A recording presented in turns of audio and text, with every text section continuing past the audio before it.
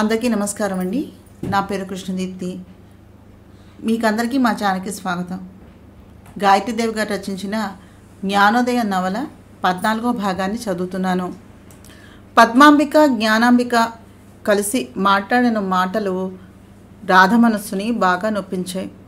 అందుకే ఆ గుర్రపు కోచుని, ఆ మర్యాదలను, ఆ నగలని, ఆ చీరలను అన్నింటినీ వదిలిపెట్టి తను ఆ ఇంటికి వచ్చేటప్పుడు ఉన్నటువంటి సాధారణమైన బట్టలు, సాధారణమైన నగలతో అలంకరించుకుని కృష్ణ చైతన్య వచ్చేటప్పటికి ఏడ్చిన గుర్తులు లేకుండా జాగ్రత్తగా సర్దుకుంది. అయితే కృష్ణ చైతన్య వస్తూనే రాధా అనే తీయని పిలుపు చెవికి సోకగానే ఆమె హృదయం పురివిప్పిన నెమలిలాగా నాట్యం చేయసాగింది. పిలుపుతో హృదయాన్ని కదిలించగల శక్తి, చూపుతో రాజ్యాలను సాధించగల నేర్పు, స్పర్శతో సర్వస్వాన్ని దోచుకోగల అపార ప్రజ్ఞాపాఠవాలు ఉన్న కృష్ణ చైతన్య తన మనోహరుడు. నిజమేనా? ఇది ఎన్నాళ్ళు? ఈ సుఖము, ఈ సంతోషం, ఈ సహచర్యం ఇంకెన్ని రోజులు తనకి ప్రాప్తమో? ఆ తర్వాత ఆలోచించడానికే భయం వేసింది రాధికకి. ఇక్కడ ఉండేనా పలకనిది? దేవి గారు అలకను భోంచేశారా అన్నాడు దగ్గరగా వెళ్ళి భుజాల మీద చేతులు వేస్తూ. అంత అవసరం ఇప్పుడేం వచ్చిందని బలవంతంగా చిరునవ్వును దొర్లించింది పెదవుల మీదకి. ఆ అవసరం లేనప్పుడు ఈ చీకటిలో నిలబడి ఏం చేస్తున్నట్టు రాధిక చెంపలను తడుముతూ అడిగాడు. కన్నీళ్లు తగలలేదా చేతులకి? ఆకాశంలో తదియ నుండి చూస్తున్నాను. నిజంగా ఈ సృష్టి ఎంత మనోహరమైనదో, ఎంత చూసినా తనివి తీరని అందాలను తనలో నింపుకుని భగవంతుని చాతుర్యాన్ని ప్రదర్శిస్తూ ఉంటుంది అంది మనోహరంగా ఆకాశంలోకి చూస్తూ. గుడికి వెళ్ళావా? అమ్మవారిని చూసావా? నీలో కవయిత్రి కూడా ఉందా? ప్రకృతి సౌందర్యాన్ని అవపోసన పట్టినట్టుగా వర్ణించేస్తున్నావు అన్నాడు ఆమెను గదిలోనికి తీసుకుని వచ్చి మంచం మీద కూర్చోబెడుతూ. బాగా వర్ణిస్తున్నావు అన్నాడు ఆమెను తీసుకుని వచ్చి. పక్కనే ఉన్నటువంటి దిండు మీదకి వాలి కూర్చున్నాడు. వెళ్ళాను అంది ముక్తసరిగా ముఖం కనబడకుండా అతని గుండెల్లోకి దాచుకుంటూ. ఈ విశాల వక్షస్థలంలో తలదాచుకునే భాగ్యం ఇంకెన్నాళ్ళో అనిపించింది ఆ సమయంలో. ఏమిటా వేడి నిట్టూర్పులు? విశేషాలేమిటో అన్నాడు ముఖం తన వైపు తిప్పుకుంటూ. ఏముంటాయి? వెళ్ళాం, దర్శించుకున్నాం, వచ్చాం అంది సామాన్యంగా. నీ ముఖం ఏడ్చినట్టుగా అనిపిస్తుంది ఏమిటి అన్నాడు గడ్డం పట్టుకుని చూస్తూ. అరే, మీకెలా తెలిసింది? కంట్లో నలక పడింది. ఎంతో కష్టం మీద కానీ రాలేదు.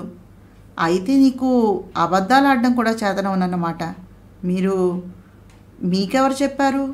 నసికేసింది. ఎవరు చెప్తే ఏమిటి? జరిగింది తెలిసింది. మీ అమ్మా నాన్నలు చెబితే నాకు అర్థం కాలేదు. ఈవేళ నిన్ను చూసి గ్రహిస్తూ ఉన్నాను. సుఖాలను పంచుకున్నట్టే కష్టాలను, కన్నీళ్లను కూడా పంచుకోవాలి. అదే దాంపత్యం అంటే. అది సరే, వేషభాషలు కూడా మార్చేసినట్టున్నావే. నాతో చెప్పకూడదా అన్నాడు లాలనగా. చెప్పడానికి ఏముందని? మీకెవరు ఏం చెప్పారో ఇందులో ఎవరి తప్పు ఏమీ లేదు. ఈ విషయం ఇంతటితోటి మర్చిపోండి. ఈ ఉన్న 4 రోజులైనా మనశ్శాంతిగా బతకనివ్వండి అంది అతని గుండెల్లో ముఖాన్ని దాచుకుంటూ. అంటే నువ్వు ఉండేది 4 రోజులేనా? ఆ తర్వాత ఏం చేయాలని అన్నాడు తీవ్రంగా. నేనుండేది ఇంకెన్నాళ్ళో తెలియడానికి నేనేమన్నా సర్వజ్ఞురాలనా? అదేమీ కాదు. మనం బతికే 4 నాళ్ల ముచ్చటలో వైషమ్యాలు పెంచుకోవడం సమంజసం కాదని, మీకేం తెలిసినా ఎవరి మీద ఏ ప్రతీకార చర్య తీసుకోనని నాకు మాట ఇవ్వండి ప్లీజ్. మనకి ఎవ్వరూ పరాయి వాళ్ళు కాదు. ఎవరి మనసు గాయపడినా అది మీకే బాధను కలిగించి మనస్తాపంగా మారుతుంది. మీకు మనస్తాపాలు, సమస్యలు, బాధలు సృష్టించడానికి నేను రాలేదండి. ఇవి చాలా సహజం. ఏ ఆడది కూడా సవితిని భరించలేదు. ఒక్క క్షణం అక్కయ్య స్థానంలో ఉండి ఆలోచించండి. ఆవిడ్ని చేతనైతే సముదాయించడానికి ప్రయత్నం చేయండి. నా వల్ల మీ ఇద్దరి మధ్యన ఘర్షణలు రావటం నాకు ఏమాత్రమూ ఇష్టం లేదు. నా మాటను అర్థం చేసుకోండి అంది రాధిక అతన్ని అనునయిస్తున్నట్టుగా. కృష్ణ చైతన్య మౌనంగా దిండుకు జారబడి కళ్ళు మూసుకున్నాడు. అలా మూసుకోవటంలోనే అతను తనలోని ఆగ్రహజ్వాలనను అతి కష్టం మీద నిగ్రహించుకోవడానికి ప్రయత్నిస్తున్నాడని అర్థమైంది రాధికకి. అది వరలో కృష్ణ చైతన్య తనలో కలిగే ఏ భావాన్ని ఆలోచనను దాచుకోవడానికి ప్రయత్నించేవాడు కాదు. అన్నీ ఆమె ముందు ప్రదర్శించేవాడు. మొట్టమొదటిసారిగా భార్య మీద కలిగిన ఆగ్రహాన్ని భరించడానికి, క్షమించడానికి, అర్థం చేసుకోవడానికి ప్రయత్నించడం ప్రారంభించాడు. అది రాధిక హితోపదేశంతో. అతనిలో ఒక్క క్షణం స్వార్థం జనించింది. ఇప్పుడు తను వెళ్ళి కోపతాపాలు ప్రదర్శిస్తే గొడవ పెద్దదవుతుందేమో. పద్మాంబిక కోర్టుల వరకు వెళితే పరువు ప్రతిష్టలు దెబ్బతింటాయి. తద్వారా నాన్నగారి ఆరోగ్యం పాడైపోవచ్చునేమో. తను ఏమీ తెలియనట్టుగా ఉండిపోతే గొడవ సద్దుమణిగిపోవచ్చు. పద్మాంబిక తన భార్య. తన మీద ఆమెకు సర్వాధికారాలను వైవాహిక బంధంతో సంపాదించుకుంది. కానీ మానసికంగా రాధికతోటి తను వేసుకున్నటువంటి బంధం ఎంత బలమైనదో, పటిష్టమైనదో, ప్రాణప్రదమైనదో తనకి మాత్రమే తెలుసు. దాన్ని సున్నితంగా పద్మాంబికకు తెలియజేయడం తన ధర్మం. ఈ సమస్యను సామాన్యంగానే పరిష్కరించాలి. సాధ్యమైనంత వరకు రాధిక చెప్పినట్టుగా సర్దుకుపోవటం, రాజీ పడటం, సహించడం కూడా తను అలవాటు చేసుకోవాలి. తప్పదు అనిపించగానే అతని కనుబొమ్మల మధ్య ఉన్నటువంటి ముడి విడిపోయింది. గాఢంగా నిట్టూర్చాడు. దాన్ని బట్టే కృష్ణ చైతన్య తను చెప్పిన దాన్ని అర్థం చేసుకున్నాడని గ్రహించింది రాధిక. రాధిక బ్లౌజులోకి వేళ్లు జొనిపి ఆమె మెడలో వేసిన లాకెట్ చైనును బయటకు తీసి చూశాడు. ఏం తీసేశాననుకున్నారా అంది నవ్వుతూ రాధిక. వేషభాషలను మార్చావు కదా, దీన్ని కూడా తీసేశావేమోనని భయపడ్డాను. ఆ భయం మీకు అవసరం లేదండి, దీన్ని నా అంతటా నేను తీయను అంది దృఢంగా, నమ్మకంగా. థ్యాంక్స్. అది నువ్వు తీసిన మరుక్షణం నేను బతికిన చచ్చిన వాడితోటి సమానం. అందుకే మళ్ళీ నిన్ను హెచ్చరిస్తున్నాను. ఎలాంటి పరిస్థితులు వచ్చినా దాన్ని మాత్రం నీ మెడలోంచి తీయకు. అది మన మానసిక బంధానికి చిహ్నం. నీకు తాళిబొట్టు కంటే ఎక్కువ. ఇంకా అర్థమయ్యేలా చెప్పాలంటే ఈ కృష్ణ చైతన్య ప్రాణం దానిలోనే దాగి ఉంది. అండర్స్టాండ్ అన్నాడు తర్జని చూపిస్తూ సీరియస్గా. తను నగలు చీరలు మార్చినందుకు ఇంకా అతను ఏమీ అనకపోవడంతో శాంతి శ్వాసను తీసుకుంది రాధిక. కృష్ణ చైతన్య ఆ వేళ మూడీగానే ఆమె దగ్గర నుంచి వెళ్ళిపోయాడు. రాధిక మనస్సులో చాలా నొచ్చుకుంది. ఏ రోజు స్త్రీ సాంగత్యానికి దూరంగా ఉండలేని కృష్ణ చైతన్య ఆ రోజు ఆ సంగతినే మర్చిపోయాడు. పద్మాంబిక అంతఃపురానికి వెళ్ళగానే విజ్జి ఎదురైంది. ఆ పిల్లను ఎత్తుకున్నాడు. తండ్రి మెడ చుట్టూ చేతులు వేసి చెంపల మీద ముద్దులు ఇచ్చింది విజ్జి. కిలకిలా నవ్వుతూ రాధిక వచ్చాక కృష్ణ చైతన్య ఇంచుమించుగా కూతురికి దూరమయ్యాడనే చెప్పాలి. అలా అని రాధికను 24 గంటలు అంటిపెట్టుకుని ఉంటున్నాడా అంటే అది కూడా లేదు. మరేం చేస్తున్నాడు అంటే తండ్రికి దగ్గరయ్యాడని చెప్పాలి. ఇష్టం ఉన్నా లేకపోయినా తండ్రి చెప్పే 5,000 కోట్ల ఆస్తి తాలూకు ఫ్యాక్టరీలు, బిజినెస్లు ఎక్కడెక్కడ ఉన్నాయో వివరాలు ఆయన చెబుతూ ఉంటే వింటున్నాడు. రాధికను తీసుకుని వచ్చాక అతను కాలేజీ ముఖం కూడా చూడలేదు. మరే సీతాకోక చిలక వంక కన్నెత్తి చూడలేదు. ఇంచుమించుగా అతను దివాణం దాటి కూడా వెళ్ళింది లేదు. రాధికను చూశాక తన మనస్సు అన్వేషించే ప్రణయ సుందరి అతనికి దొరికేసింది అనుకుని ఆమెను తీసుకుని వచ్చి అంతఃపురంలో బంధించేశాడు. తనివి తీరా అనుభవించి ఆనందించే సమయమే దొరకటం లేదు. బిజినెస్ పరంగా తండ్రి తన అంతఃపురంలో బంధించేశాడు అతన్ని. రాధికను తీసుకుని వచ్చిన 15 రోజులకి కొడుకును ఫోన్ చేసి పిలిపించిన ఆనంద భూపతి, నువ్వు అన్వేషించే ప్రణయ సుందరి నీకు కనిపించింది కదూ అన్నారు కొడుకును పరిశీలనగా చూస్తూ. అందులో సందేహం ఏముంది నాన్నగారు, కనిపించాక వదిలిపెడతానా ఏమిటి? నా హృదయ మందిరంలో మానసికంగా ప్రతిష్ఠించాను, బాహ్య మందిరంలో దైహికంగా బంధించేశాను అన్నాడు సగర్వంగా నవ్వుతూ. ఇప్పుడేనా నువ్వు నా కొడుకుగా మారాలి కృష్ణ అన్నారాయన. అదేమిటి నాన్నగారు, అయితే ఇన్నాళ్ళు నేను మీ కొడుకును కానా? ఆశ్చర్యంగా ప్రశ్నించాడు కృష్ణ చైతన్య తండ్రి పక్కన కూర్చుంటూ. కాదని కాదు కృష్ణ, తండ్రికి కొడుకు పుట్టినప్పుడు కొడుకుగా మారలేడు. ఆ తండ్రి చేతికి అండగా, ఆధారంగా, ఆలంబనగా మారినప్పుడే కొడుకుగా మారేది.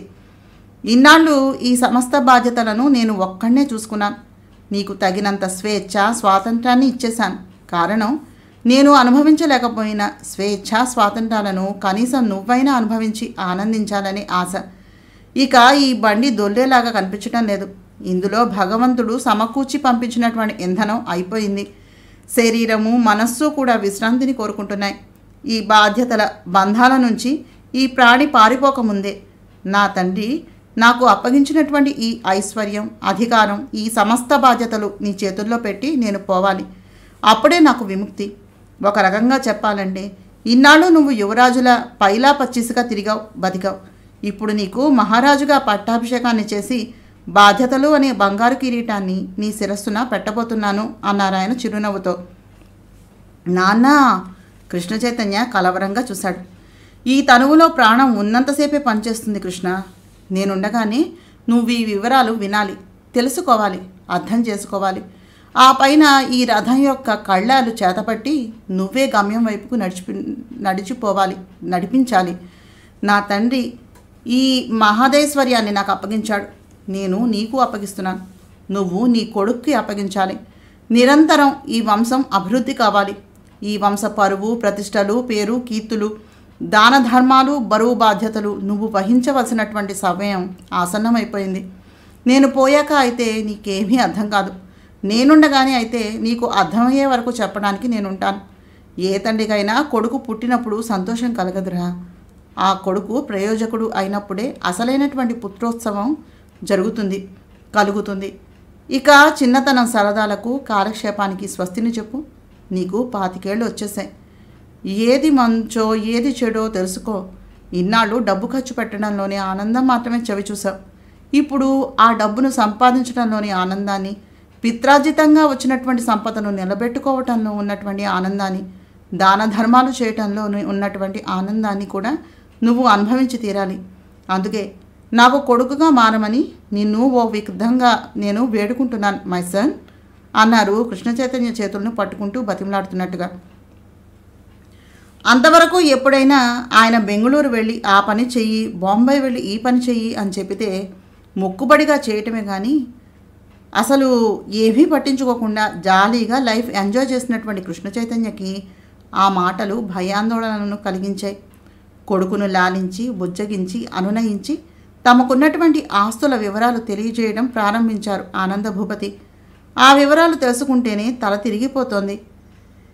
55,100,000 కోట్ల ఆస్తి తాలూకు వివరాలు.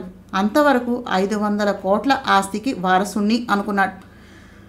కారణం 500 కోట్ల ఆస్తిని మాత్రమే ఆనంద భూపతికి తండ్రి ఇచ్చాడు. దాన్ని 500,000 కోట్లగా మార్చినవాడు ఆనంద భూపతి. ఎక్కడెక్కడ ఏమేమి ఉన్నాయో వింటూ ఉంటేనే తల తిరిగిపోతుంది. స్వయంగా వాటి తాలూకు ఆదాయ వ్యవహారాల చూస్తూ తండ్రి పడినటువంటి మనస్తాపం ఆ క్షణంలో అర్థమైంది కృష్ణ చైతన్యకి. తండ్రిని, ఆయనకు ఉన్నటువంటి బిజినెస్ మైండ్ని, వ్యాపార లావాదేవీలను అర్థం చేసుకోవటానికి కృష్ణ చైతన్యకి సమయం సరిపోవటం లేదు. ఆయన వదలగానే వచ్చి 2 భార్యలతోనూ ముచ్చట్లు, సరదాలు తీర్చుకుని అవిసిపోయిన మనశ్శరీరాలతోటి నిద్ర కోరుకుంటున్నటువంటి కృష్ణ చైతన్యను కూతుని చూడగానే కన్నులు చెమ్మగిల్లాయి. ఆ పిల్లకి 4 నిండి 5వ సంవత్సరం వస్తోంది. శ్రావణ శుద్ధ విదేకి. తండ్రి ప్రేమానురాగాలు పెద్దగా తెలియవు. కనిపించినప్పుడు ముద్దులాటమే కానీ అసలు కూతురు ధ్యాసే ఉండదు అతనికి.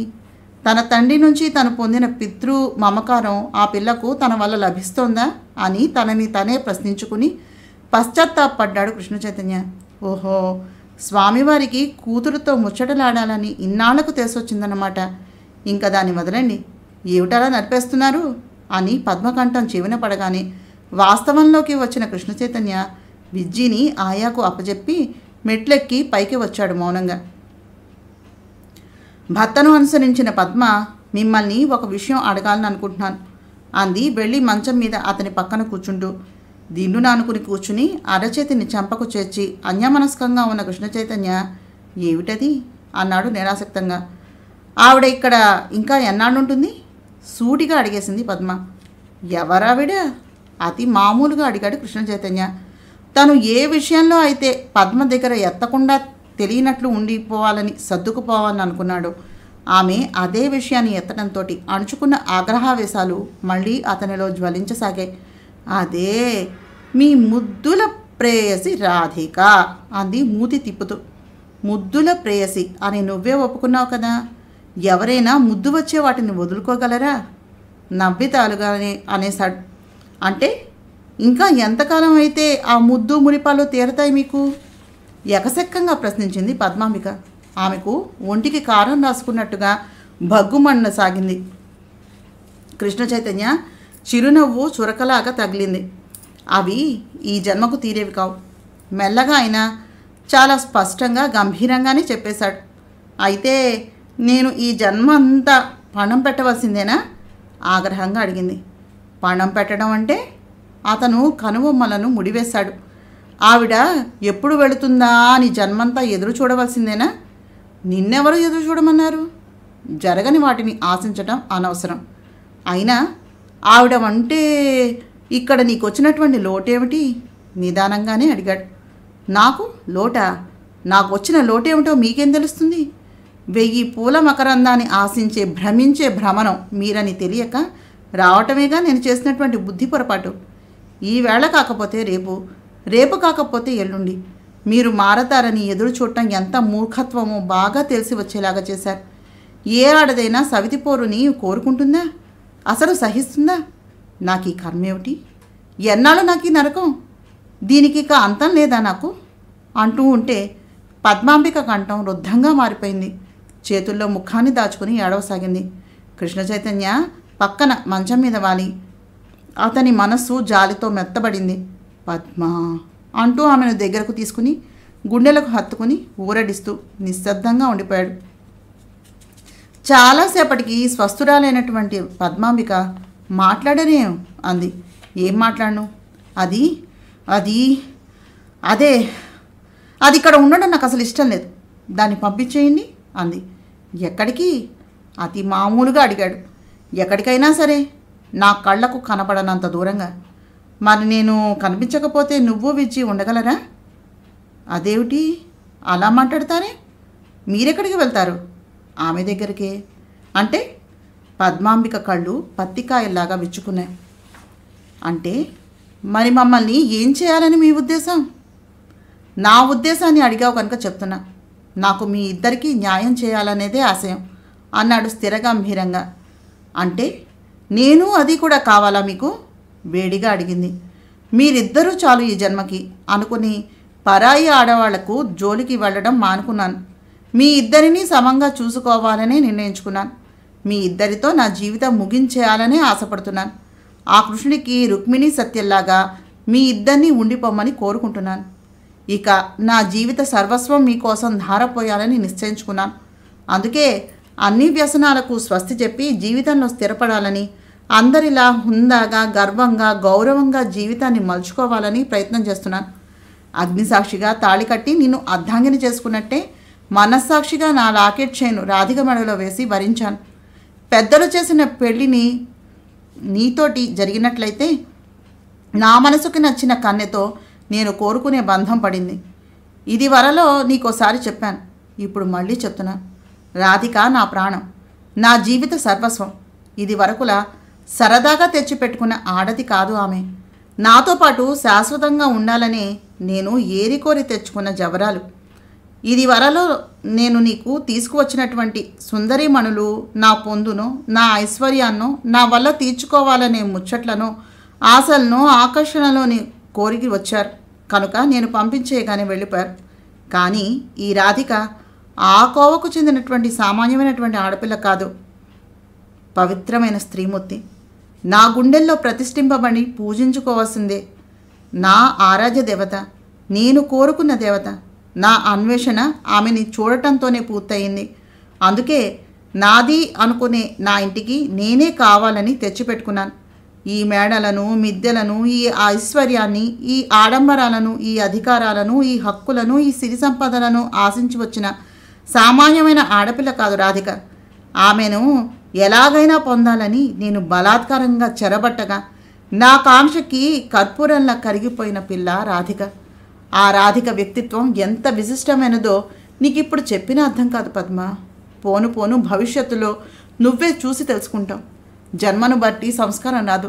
క్షత్రియ వంశంలో జన్మించిన నువ్వు ఈర్ష్య అసూయలకు లోనే తనను చేసినటువంటి అవమానాన్ని మౌనంగా దిగమింగి నీ ఉన్నతిని, నీ శ్రేయస్సుని, నీ క్షేమాన్ని కోరుకుని నీతో గొడవ పడవద్దు అని నా దగ్గర వాగ్దానం తీసుకుని నన్ను నీ దగ్గరికి పంపించినటువంటి స్నేహమయ్య రాధిక. ఇది వరకటి కృష్ణ చైతన్యనే అయినట్లయితే ఈసరికి నువ్వు నీ పుట్టింట్లో భర్త చేత పరిత్యజింపబడినటువంటి భార్యలాగా ఉండేదానివి. తను సంస్కారవతే కాదు, నాలోని మనస్సుని, మానవతను, మంచితనాన్ని మేలుకొల్పినటువంటి దేవత. కేవలం శారీరకమైనటువంటి సుఖాలనే ఆశించే నాకు ప్రేమలోని మాధుర్యాన్ని చవిచూపినటువంటి రసాది దేవత నా రాధిక. ఆమెకిచ్చినటువంటి మాటకు కట్టుబడి గుడి దగ్గర నువ్వు చిన్నమ్మతో కలిసి చేసినటువంటి రగడని మొదటి తప్పిదంగా క్షమించేస్తున్నా. ఇంకెప్పుడూ ఇలాంటి పొరపాట్లు జరగనివ్వకు. అది నీకే క్షేమం కాదు. ముఖ్యంగా నాతో దాంపత్య జీవితం కావాలనుకుంటే ఈ గొడవ ఇంతటితో మర్చిపో. వస్తాను, గుడ్ నైట్ అనేసి మంచం దిగి వెళ్ళిపోయాడు కృష్ణ చైతన్య. అతను వెళుతున్న వైపే కళ్ళప్పగించి అలా చూస్తూ ఉండిపోయింది పద్మాంబిక. తను చెప్పదలుచుకున్నది చాలా ఖచ్చితంగా మనసు నొచ్చుకోకుండా చెప్పి వెళ్ళిపోయాడు. ఆ జవాబు పద్మాంబిక అహాన్ని దెబ్బ కొట్టింది. అయినా ఏమీ చేయలేని నిస్సహాయరాలిలాగా అయిపోయింది. కృష్ణ చైతన్యలో ఆమె ఆ క్షణంలో చూసినటువంటి గాంభీర్యం అది వరలో ఆమెకి ఎప్పుడూ పరిచయం కాలేదు. ఎప్పుడూ సరదాగా, ఉత్సాహంగా, జలజలా పాలే జలపాతంలా సందడిగా నవ్వుతూ నవ్విస్తూ ఉండేటటువంటి కృష్ణ చైతన్య కాదు ఆమె చూసినటువంటి ఆ మూర్తి. అనుభవాలతోటి తలపండినటువంటి స్థిరత్వం, పసిపిల్లలు తప్పు చేస్తే క్షమించేలాంటి ఔదార్యం, జీవితంలో తెలుసుకోవాల్సినటువంటి నగ్న సత్యాలను విడమర్చి చెప్పేటటువంటి పెద్దరికం, కట్టుకున్న భార్యకే కాదు వరించిన ఆడపిల్లకు కూడా న్యాయం జరగాలనే మంచి మనస్తత్వం, ఎవరినీ చులకన చేయక ఇద్దరిని సమంగా భావించేటటువంటి గాంభీర్యం, పెద్ద మనిషి తరహా హుందా అతనిలో చూడగలిగింది.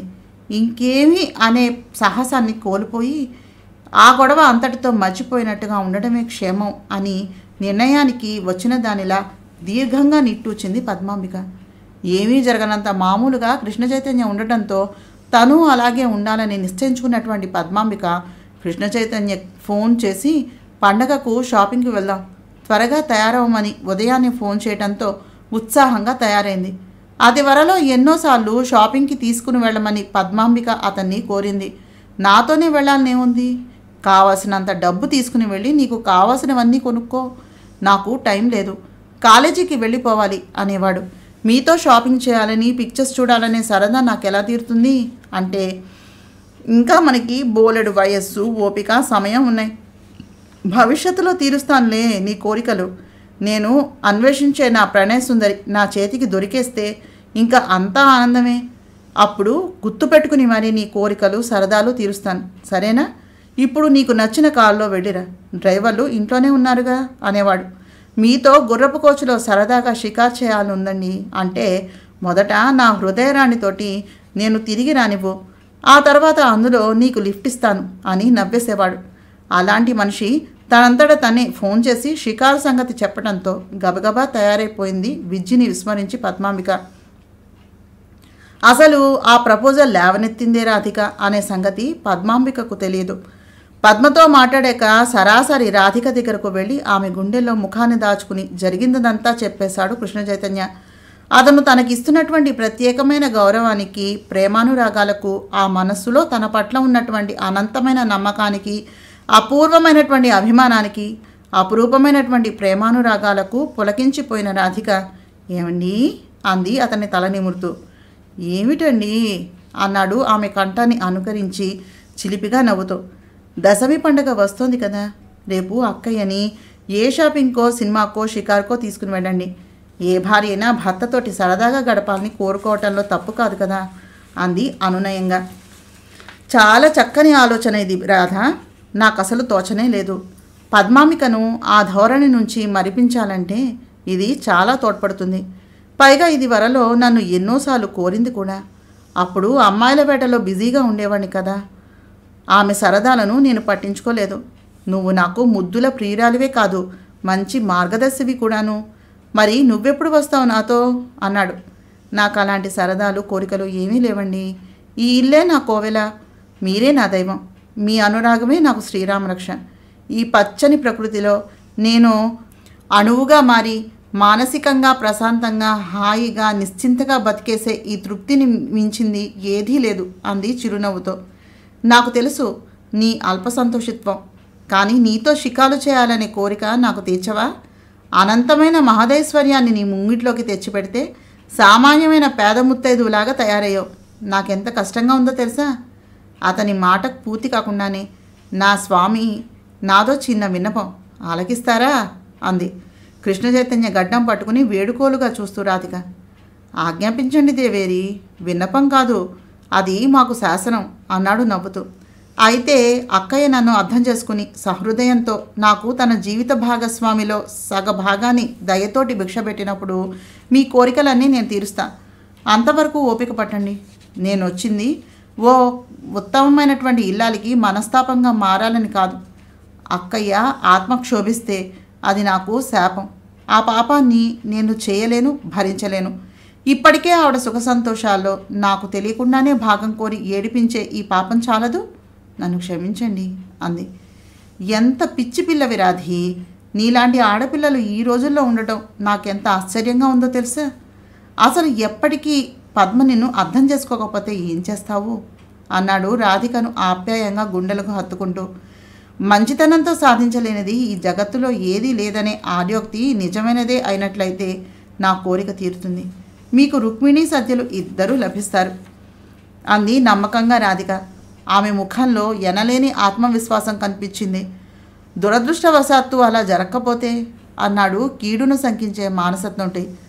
సత్యావిధేయులుగా మిగిలిపోతారు మీరు అంది నవ్వుతూ గంభీరంగా రాధిక. అంటే నువ్వేమవుతావు? అతనికి అనుభవాలు ముడిపడ్డాయి.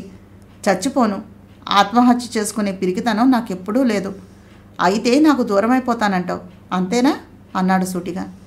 అదే అక్కయ్య అభిమతం అయితే తప్పదేమో అంది భయపడుతూనే. ఇక్కడ నువ్వు మీ అక్కయ్య కూడా ఓ విషయాన్ని బాగా గుర్తుపెట్టుకోవాలి. మళ్ళీ ఈ మాట చెప్పే అవకాశం వస్తుందో లేదో.